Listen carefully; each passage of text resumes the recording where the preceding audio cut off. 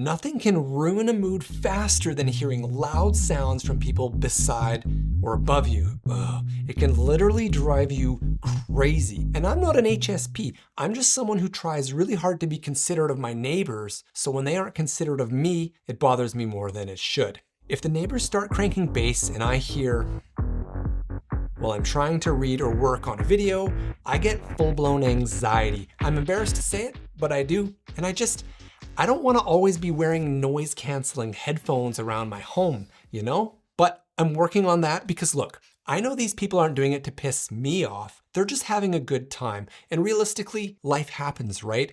A thunderstorm could happen for hours, and that doesn't piss me off, but it could be just as loud. So it depends on how you look at things. But that still doesn't mean I have to like it. So since you can't change your neighbors, over the last couple years, I've been working hard to find the best method to drown out the sound when it does happen so I don't go crazy. Here's what I've discovered. You can't unfortunately block sound, but you can mask it. The secret to dealing with loud bass, music, or footsteps, etc. is with multiple layers of diffusion. You've heard of white noise before, right? White noise is a continuous sound that contains all audible sound frequencies at an equal intensity. It's often described as a sound similar to static on radio or TV. There are actually lots of different color noises. As an example, there's a blue noise, which is a higher frequency sound. So instead of it's then there is brown or red noise, which is a much lower frequency sound. So again, instead of it's something like. What you need to understand about blocking sound is that depending on what kind of noise is bothering you, you might require a different frequency of sound to mask it. And this is where it gets interesting because sometimes you need multiple layers of different sound frequencies for it to really be effective. So for me, my neighbors like to throw parties every now and then. So when I'm in the kitchen or family room, I can hear oons, oons, oons while I'm watching my shows or trying to eat. It's annoying. Since the bass coming through the walls is a lower frequency, something like brown noise is really helpful in that situation. So this is where something like a big fan comes in handy. I actually love portable AC units as they often have fans built in and offer a nice low rumbly sound, which I think is great for masking bassy sounds.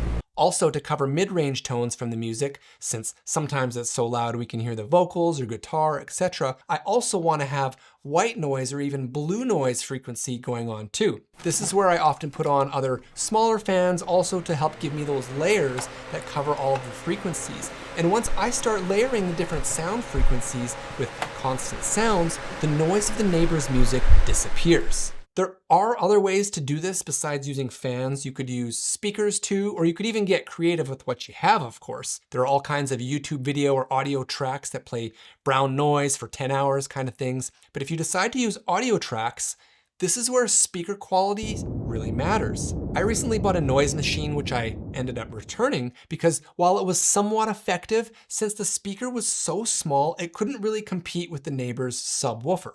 But since I do have some decent Sonos speakers of my own, if I stream brown noise on them, that actually works quite well since I have a subwoofer which can compete with the sounds coming into our space. I guess what I'm saying is, I personally don't find those smaller noise machines to be great for blocking loud noise, but they might be a decent layer that you could work with depending on what you have. I would personally rather buy a higher quality speaker with a bigger speaker or driver and play brown noise on that, and in my case also have on a fan or two if I really wanted to block, say, music. Sure, it might make your space a little loud like you're living in an air conditioner, but I would personally prefer that to sitting in a quiet room hearing everything my neighbors are doing.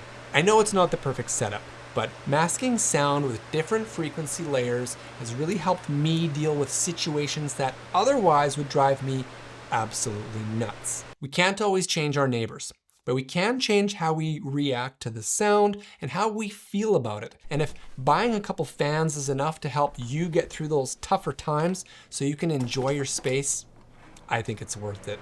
As far as which fans to buy, I'm no expert there. I have bought quite a few different fans over the years, and these Vornado ones stand out for me. They have a nice noise and can get quite intense, which is great for sound masking.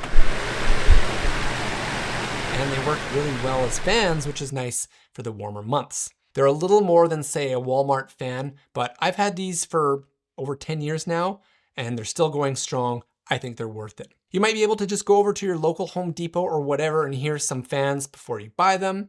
And at least with fans, it's easy to return them if you buy one and it's not loud enough, etc. I'll link some of the highly rated options I found in the description below and in the pinned comment. But if you have recommendations, please share those also. I just wanted to help give you some ideas on how to deal with loud noises because I know how insane it can make you. And personally, I don't always want to wear earplugs or noise canceling headphones. I want to be able to enjoy being at home without other people ruining that experience for me. So the next time your neighbors are bothering you, I suggest you try layering different frequencies of sounds together. Okay, maybe put some white noise on from Spotify or Apple Music on your speakers. Put on a fan, maybe put on your range fan or your bathroom fan, as well as anything else that emits a constant sound or buzz. And hopefully it'll make the situation much more tolerable. Sure, it might sound like you're in the engine room of a giant boat, but sometimes that's better than listening to your neighbors argue. Also, when I travel now, whether we're staying with family or in a hotel room, I often bring my own fan and keep it near my head while I sleep.